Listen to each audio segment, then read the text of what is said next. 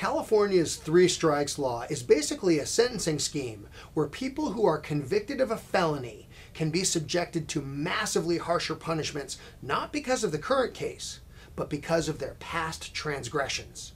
There were some significant changes that happened to it in 2012, but to understand those changes, you first need to get the three strikes system.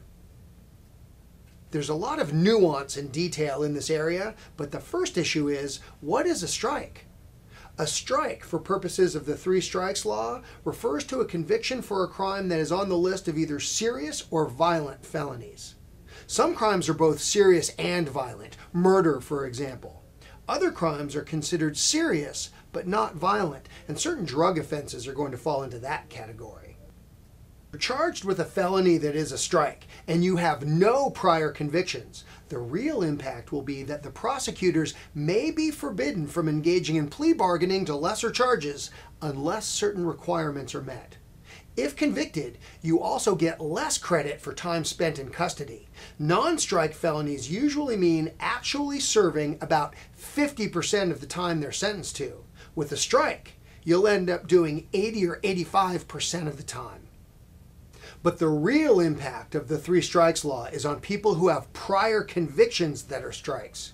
If you have a prior conviction that's on the list of either serious or violent felonies, conviction on a new felony can mean your current sentence is doubled.